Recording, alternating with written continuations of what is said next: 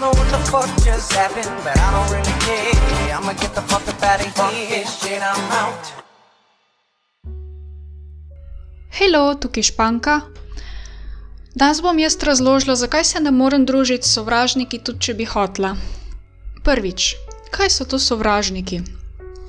Sovražniki niso sovražniki, to je skupna beseda za neuravnovešene ljudi, ki trenutno ne znajo biti boljši.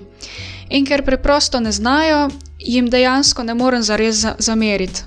Ker ne morem od nekoga pričakovati, da bo profesionalc v košarki, če niti ne zna tapkati žoge.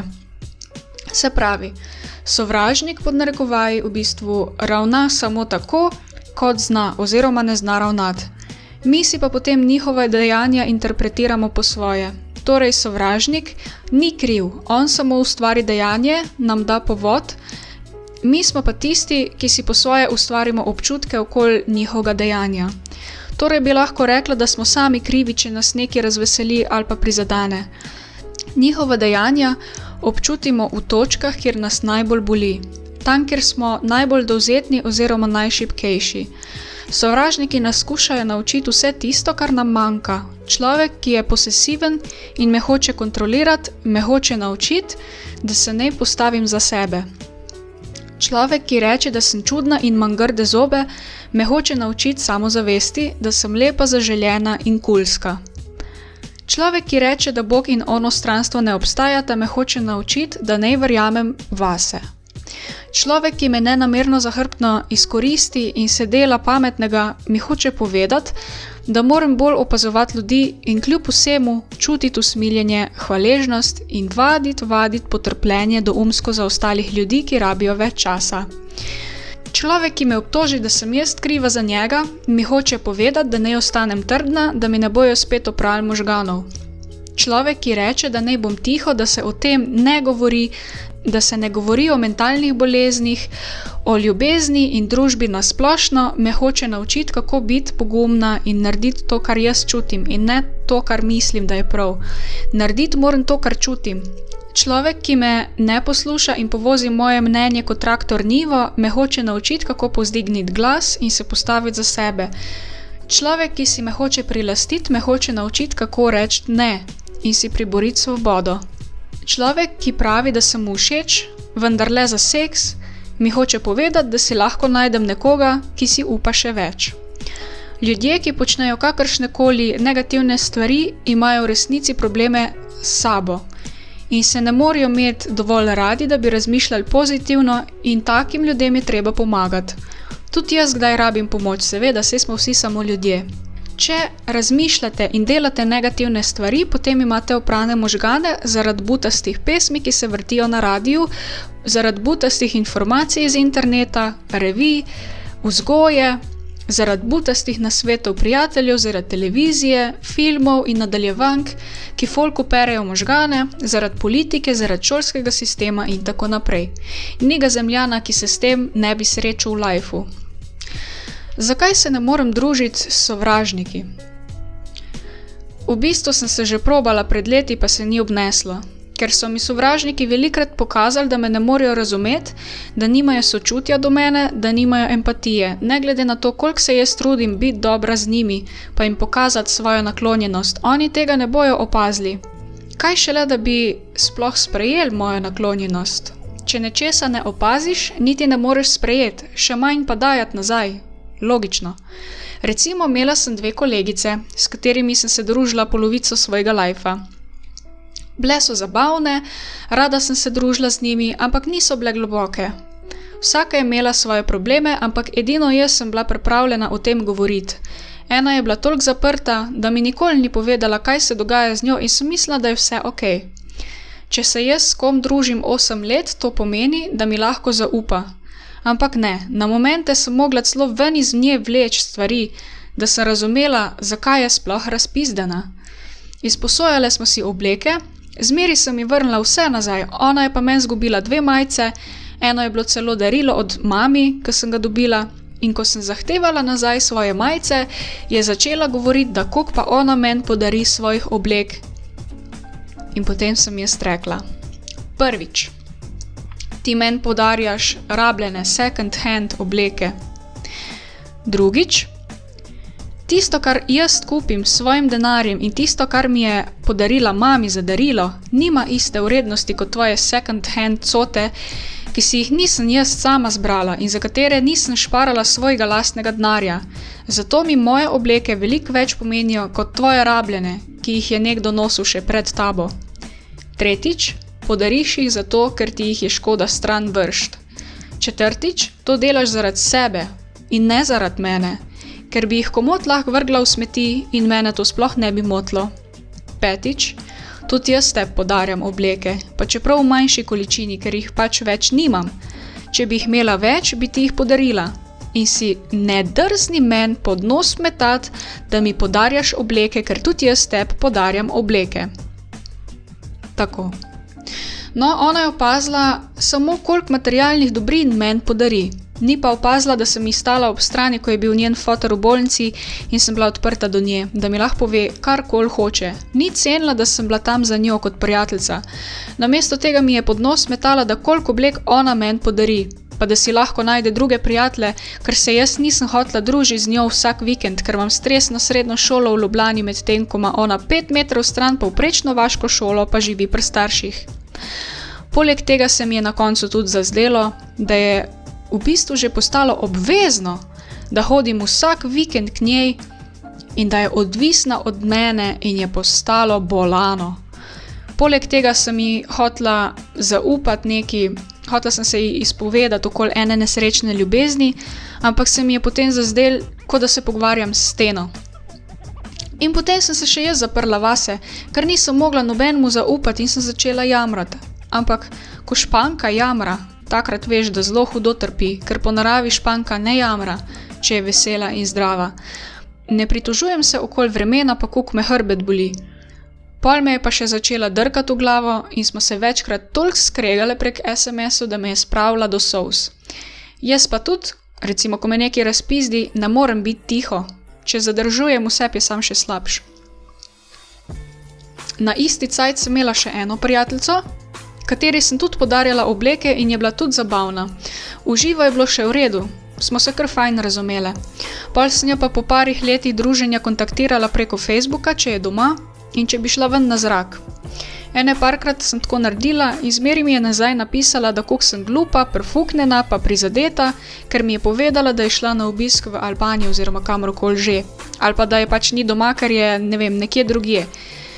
Jaz sem jo dejansko zelo lepo vprašala, hej, imaš čas, si doma, bi šla ven, in ona meni nazaj, da sem prizadeta v glavo. Prvo sem mislila, da se heca.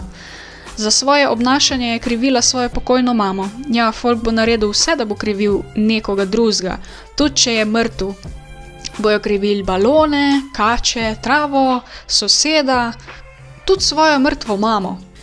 Ja, razumem, da rabiš včasih cajt za sebe, ampak bi lahko to tudi povedala, ne pa da mi rečeš, da sem prfuknjena. Ker jaz ne vem, kdaj ti rabiš čas za sebe, če mi rečeš, da sem prfuknjena. Kak naj vem, iz lufta? Razen, če si mogoče umislim translator za frendice, recimo, ti si prfuknjena, pomeni, da bi rada čas za sebe, potem glupa si, pomeni, gremo na čevape, potem ti si budala, pomeni, gledam televizijo in tako naprej. Ali kaj? Ne vem, povejte mi. Ven sem te povabila zaradi vitamina D, ker ga boš ti veliko bolj rabila kot tvoja mami. Povabila sem te na sprehod, pogovor, lahko tudi hoja med travniki v tišini, samo toliko, da se malo zamotiš, narava dobro dene psihičnemu in fizičnemu počutju. Nisem te povabila na rave party, da je kao poči film, ker je umrla mama, ampak sem ji gladko napisala nazaj, da je to fucking kretensko slab izgovor, ker se je tako obnašala še prednji je umrla mama. In ne, nimam slabe vesti, ker se ne oziram na njeno mrtvo mamo. Jaz mislim, da ravno zato, ker ti nekdo umre ali pa te zapusti, da je takrat še toliko bolj pomembno, da postaneš boljša verzija sebe, ker imaš samo eno življenje. Spomni se na tvojo mrtvo mamo, na mrtvega fotra, na bivšo ljubezen tvojega lajfa. Spomni se na vse svoje mrtve sorodnike in prijatelje. Koliko mal imaš cajta za bullshit. Tvoja mama fucking ni izgovor, tudi če bi se tako začela obnašati po njeni smrti. Najdi si pomoč, ker če ne boš končala na cesti. ker jaz sem bila tukaj in nisem računala za svoje usluge in psihološka pomoč košta mastne denarje, 50 € na uro terapije. Terapij pa rabiš vsaj 6. Tvoje psihološko zdravje in to, da ne poskrbiš zase, se bo prej ko slej pokazalo na tvojem fizičnem zdravju. In zato tudi nastanejo krize srednjih let, ko se folk pri 40 letih spomne, da so kreteni, menjajo partnerja kogate na vsake 5 let in da človek luta v krogih in nič ni naredil za sebe. Zato pa so krize srednjih let. A ja, pri 40 letih sem šele začel živeti. Pri 40 letih sem se šele začel zavedati. Sam še pol lajfa imam. In pol se meni, na tej točki življenja trenutno, kjer sem, se mi drugi ljudje posmehujejo, ker razmišljam drugače. Rečejo, da preveč kompliciram, da nisem varna naložba in nisem dobra za ženo, ker izbiram kaskaderske poti v lajfu, ker stremim k višjim ciljem. In jaz nisem punca za v fabriko, ko bi vsak dan delala eno in isto pa tekmovala, kdo zloži več škatl. Jaz hočem tudi živeti, ne sam delati. In pol pač nisem primerna punca za fante, sem samo lepa smet. Zato se ne morem družiti s sovražniki, ker me omejujejo, ker rabim sebi podobne ljudi, ki so odprti kaskaderji, ki ne bojo zmeri izbirali najbolj varnih poti. Res je, da pri kolegici niso imeli urejenih družinskih razmer in so bili ful revni, ampak jaz sem bila tam za njo. Dajala sem ji obleke v upanju, da ji bojo kaj prišle prav, da ji bo kaj pomagalo, da jih ceni in da jih bo nosila. Še rekla sem ji, da če jih noče nositi, ni panike, jih bom pač vrgla v smeti ali pa, ne vem, podarila komu drugmu. Ampak ne, ona je vse moje obleke vzela in je nikoli v lajfu nisem videla oblečene v moje obleke. Zmer je imela razmetane vse povsod, končale so v smeteh ali so jih pa ukradli drugi. Pač delno ni bila samo njena krivda, ampak vseeno. In ko sem dojela in videla, da je v vseh teh letih, odkar smo se družile, samo enkrat oblekla eno mojo oblekco, ostale pa porazgubila, sem ji nehala dajati stvari in sem jih nesla rajš na tržnico drugim ljudem, ki jih veliko bolj potrebujejo kot ona. Vse je bila v poboljševalnem domu za mlade, ampak iz nje je ratala radikalna seljačina, nažalost. In sem jo videla, kako propada, nisem ji hotela soliti pameti, povedala sem, da če ima že starše nesposobne, da bi vsaj ona lahko našla spodoben šiht, recimo v Čateških Toplicah, kjer so zmeri redne plače in so zmeri zaposlovali čistilke, ali pač ne vem, nekaj bi se že našlo za silo. Če ne bi bila toliko prepirljiva, bi komot našla šiht. Ker nima avta, bi se lahko zmenila s sodelavci za prevoz, zato ker se to tudi da. Potem pa čez čas, ne vem, si lahko najde nekega fanta, ko ni propalitetnik, gre živeti k njem in si uredi razmere ter z zasluženim denarjem naredi izpit za avto. Ampak ne, namesto tega se je rajši skregala z mano. Itak sem bila spet glupa prasica in ne vem kaj vse. Vsi smo jo opozarjali, da naj se zresne, ampak ne. Ona si je najdla neko neresno kelnarjenje z neresnimi šefi, ko stalno zajebavajo zaposlene in pol je jamrala, da ni šihto, da nima denarja, da nima prevoza in da njej foter zmeri zapravi cel denar. Izgovori in bla, bla, bla, bla. Sam zato, ker si revna, pa imaš pol en cel kup jebenih fucking izgovorov.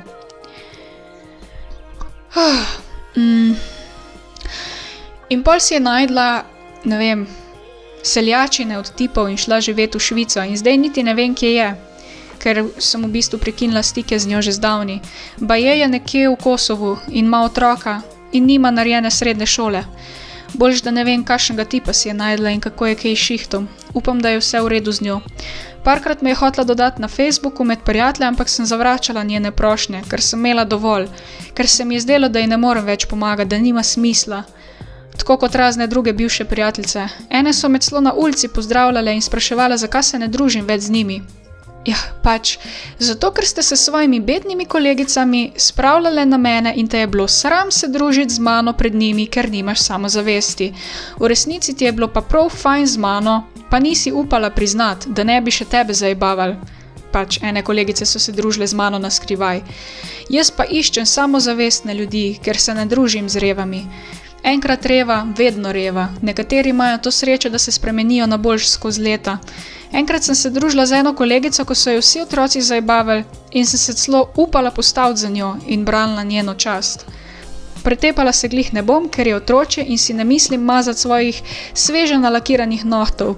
Si pa upam braniti čast mojih prijateljev pa kaj povedati nazaj. Mogoče tu pa tam tudi prisoliti kakšno vzgojno zaušnico. To je mišljeno predvsem za odrasle otroke.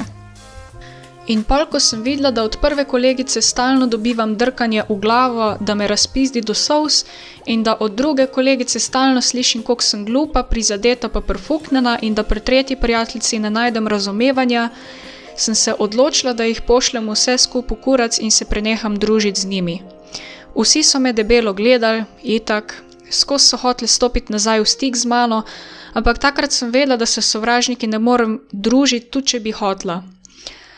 Sem že probala biti prijazna, sem že devala nove šanse, ampak zmeri se je končalo isto in je bilo kar težko končati toksično prijateljstvo z njimi, ker sem jih srečala na vsakem koraku, ko sem šla ven iz svojega stanovanja ali pa na šihtu, na ulici, vse povsod sem jih videla, kot da so klonirani. Mogla sem se res zavestno odločiti, da jim ne bom več devala pozornosti. Težko sem blokirala vse njihove kontakte, ker sem nekatere rabila za službo. Ampak ja, čez nekaj let kasneje sem ugotovila, da sem ravnala pravilno, ker so tudi zaposleni v tistem podjetju videli, da je moja bivša kolegica res prfuknjena in sem si kar oddahnila, ker na začetku nisem vedela, a sem jaz prfuknjena ali je ona. Na koncu sem pa videla, da je z mano vse v redu in da je z njo vse narobe. Če nisi z mano, si za mano. Če je v sobi tema, ne moreš najti ključev od avta. Šele ko bom odprla vrata in bom šla ven iz temne sobe pa te pustila za sabo, bo luč skozi odprta vrata posvetila v tvojo sobo in boš najdu ključe, da lahko napreduješ in se odpelješ v neznano. Ali pa še druga varianta, ko se folk začne obešati na mene, čim vidijo rešilno bilko in postanejo obsedeni z mano in me začnejo obremenjevati. Zato moram take ljudi pustiti, da se pajcajo v lastnem soku kot rek na poletnem soncu, ker bi jim lahko dajala hektolitre ljubezni, pa bi še zmeri bili grdi do mene. Človek se najbolj spremeni, če se sam sooči s svojim sranjem. In če boš v nesreči ubral slab obrambni mehanizem, tako kot to delajo narcisoidi in psihopati, ti bo v življenju fejst težko, če ne boš prerastel določenih stvari. In običajnega človeka življenje tepe toliko cajta, dokler se ne izboljša, ali ga pa pusti umret v dreku, če se do konc lajfa ne spametuje. Pa ni važno, a si bogat ali ne. Lajfa boli kurat, če si bogat ali pa ne. In ja, je kruto, ko moram pustiti svoje prijatelje za sabo. Nekateri še kar hočejo priti v kontakt z mano, ampak moram iti naprej. Mal mi je žal za njih, ampak rabijo svoj čas. Vsak rabi svoj čas, da pride do spoznanja. Eni prej, drugi kasneje, nekateri nikoli. Zato se praktično ne smem družiti s svojimi sovražniki, ker s tem ne bi nič naredila, ne zase, ne za njih in bi bilo še zmeri vse isto. Največ, kar lahko naredim, je to, da si najdem sebi enake ljudi. Tako bojo sovražniki mogoče spoznali, kaj so naredili narobe, če ne z leti, pa s tableti. In bo moja psiha na ta način še najmanj trpela in bo pozitiva prišla na plano, ker se bom povezala s sebi enakimi ljudmi in bomo lahko en drugega spodbujali in ponudili pomoč, namesto da bi en drugem bili favš. Edini problem je, da takšne ljudi, kot sem jaz, malo težje najdeš, ker nas ni veliko in potem smo dostikrat sami brez prijateljev. Na srečo sem si skozi leta ustvarila novo grupo razumevajočih prijateljev, kjer nihče nikogar ne izkorišča za seks ali denar in kjer nihče nikogar ne šimfa za hrbtom ali počne kakršnekoli druge nagnusno mongoloidne izdaje. Ja, tudi takšni ljudje obstajamo. Enkrat mi je bilo hecno, ko sem na družabno omrežje objavila post, da sem uspešno naredila še en logotip. In pol so se ljudje hitro obesili gor na to objavo. En kolega je rekel, španka ko španka, polna sama sebe. In nisem razumela, kako to mislite, polna sama sebe? Bila sem sam vesela, da mi je ratal narediti logotip, ker imam včasih probleme z oblikovanjem in sem objavila random post, ki ga vidiš, pa pozabiš v roku 5 minut. In pol meni kolega čez par dni reče, da sem polna sama sebe. Kako polna sama sebe? Ka ne smem biti vesela? Se ne smem veseliti, če mi nekaj rata? Koj kurac? Ta logotip je prdec v veter, 20 € na en logotip, to ni nič. Profesionalci, ki imajo 10 let izkušenj pa delajo logotipe za velika podjetja, računajo 100 evrov na en logotip. Jaz sem pa naredila en preprost funkcionalen logotip za SP-jevca, valjda da ne bo dal 100 evrov za en logotip. In pol ti meni praviš, da se nosim? To je tako, kot če bi rekel, da se nosim, ker imam 2 evra v denarnici. Dej mi bo rajši favš takrat, ko bom imela 2000 evrov. Pa še takrat ne vem, zakaj bi mi bil favš, ker bi mi itak lahko čestitil pa vprašal, kako sem prišla do tega. Pa ti lahko pokažem, kako sem prišla do tega, da boš še ti znal. Kaj misliš, da skrbim sam za svojo rit? Obstajajo tudi izjeme, veš? Če sem iz Slovenije, še ne pomeni, da skrbim sam za svojo rit. To delajo zaplankani slovenski sosedi, ko na tvojo parcelo zazidajo garažo. A sem slučajno na tvojo parcelo zazidala garažo? Verjetno ne. Ko hodim na tvoj vrt zelje krast? Ja, s košaro za branjevke hodim pa pol na tržnic prodajam. Dej logično razmišljite. To, da sem polna sama sebe, je rekel človek, ker sem mu še kazala, kako se naredi logotipe. Je pa res, da sem stroga, opazim vsako napakco in izpadem tečna. Saj opazim tudi dobre stvari. Ampak če res ni dober, to tudi povem. Pač njegovi začetniški logotipi so bili za en drek. Kak misliš, da je bilo meni na začetku, pa še zmer se lovim? Pač uči knjigo, sine, pa mi ne boš favš. Jaz bi lahko bila tep favš, ker imaš na DeviantArtu ne vem koliko sledilcev, ker dobro rišeš, jaz pa ne, pa se mi ne da, recimo.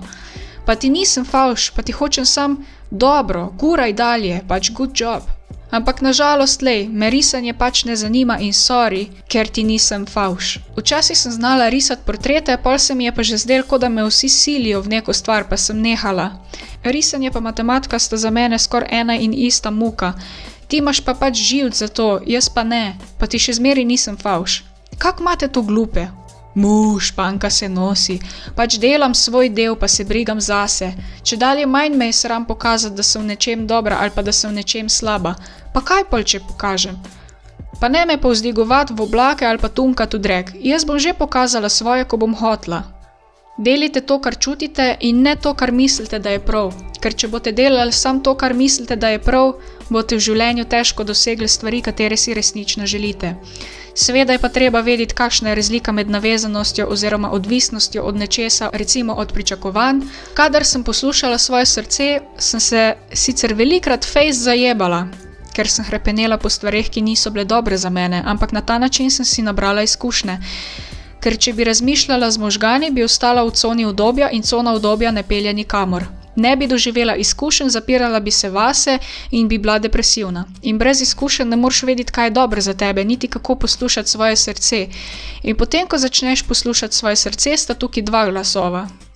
Eden je glas ega, drugi je pa glas srca. Tako da zdaj poskušam čim manj poslušati svoj ego, ker bi spet šel za kakšnimi fanti ali pa prijatelji, ki me ne razumejo, in če bi poslušala svoj ego, ne bi nikoli prestopila cone udobja. Sprobala sem oboje. Par let sem razmišljala z možgani in delala tisto, za kar sem mislila, da je prav. To so bila najhujša leta mojega življenja, ker sem se ful zapirala vase, ker nisem hotela delati stvari narobe. Odrekala sem se mnogim izkušnjam, hotela sem ustrezati svojim staršem, prijateljem in fantom. Potem sem pa pred leti začela poslušati svoje srce. In je bilo tudi hudo. Ampak, kadar sem poslušala svoje srce, je bilo vsaj malo lažje. Lažje sem sterala glupe ljudi ven iz mojega lajfa, so se pobrali fejst hiter. Poskrbela sem za to, da sem ljudem okoli sebe pokazala, kje jim je mesto in da mi ne dajo mir. Začela sem delati tisto, kar sem čutila v sebi, ne tisto, kar sem mislila v glavi, da je prav, in to, kar so mi rekli starši in sosedi. Začela sem izdelovati nakit iz perlic, začela sem plesati ob drogu, začela sem se ukvarjati z glasbo, ki me je bilo prej ful sram povedati, da mi je glasba všeč. Še danes me je na momente sram. Začela sem spoznavati druge fante in sem videla, da si z njimi ne morem kaj preveč pomagati, ker lahko hitro postanejo breme in ratajo odvisni od mene. Zato sem se rajši obrnila vase in začela izhajati iz sebe. Začela sem spoznavati nove ljudi, nove prijatelje in moje srce je v bistvu spoznalo, da kljub temu, da sem zamenjala krog ljudi in sem mislila, da imam zdaj ob sebi sam ta boljše ljudi, da se večina novih prijateljev še zmeri dela bedake iz mene in pol rečejo, da je to kao smešno. In moje srce je ugotovilo, da je pravzaprav redko katero osebek toliko resen kot jaz in da težko najdem ljudi, ki bi bili dovolj zabavni za moje možgane, da bi spodbudili dovolj radovednosti v meni, ki bi bili dovolj resni in zabavni hkrati, da bi vedeli, kje je meja med jebanjem v glavo in štosom, ker sem precej resna oseba, ki seljaških štosov ne razume najbolj. Otročje stvari me ne interesirajo. Mene lahko sicer zelo hitro nasmejiš, ampak tudi hitro se lahko začnem dolgočasiti v tvoji družbi in zelo hitro me lahko razjeziš, če imaš kmetavzarski odnos do ljudi. Zato moje srce še vedno raziskuje druge možnosti. Imam občutek, da sem na dobri poti do bolj razgledanih in sočutnih ljudi z velike empatije, ki ne pokajo vicev iz vsake malenkosti, ki me jemljejo resno, ki mi pustijo do besede in ne črpajo moje energije, ki me ne jemljejo za samoumevno, ki mi dajejo ravno prav pozornosti, da se ne počutim kot outsider v njihovi družbi in da vseeno niso odvisni od mene. Rada imam, da smo resni, kadar se pogovarjamo o resnih stvareh. In pa da pokamo vice takrat, ko se ne pogovarjamo o resnih temah. In ne maram ljudi, ki me jemljajo za samoumevna ali pa da sem neki manj ali več vredna od njih. Oboje mi gre na kurac. Ok, hvala lepa, da ste poslušali moje razlaganje. Z vami sem bila Španka. Zajebavate me na lastno odgovornost. In to je to. Lajkite in subscribite, zato ker je obvezno. Čau! It's going down, and this is for them situations that be getting wild. Man, I be to myself, sometimes I just be chilling. I see a lot of strange shit and get an awkward feeling. You should stand up, cause if you in the mood, just put your hand up. You got a point to prove because all this information, all the conversation, cause this is what you do if you in awkward situations. Tell them, Fuck this shit, I'm out. Fuck this shit, I'm out. No thanks, don't mind me. I'ma just grab my stuff and leave. Excuse me, please. Fuck this shit, I'm out. No. Fuck this shit, I'm out. Alright then. I don't know what the fuck just happened, but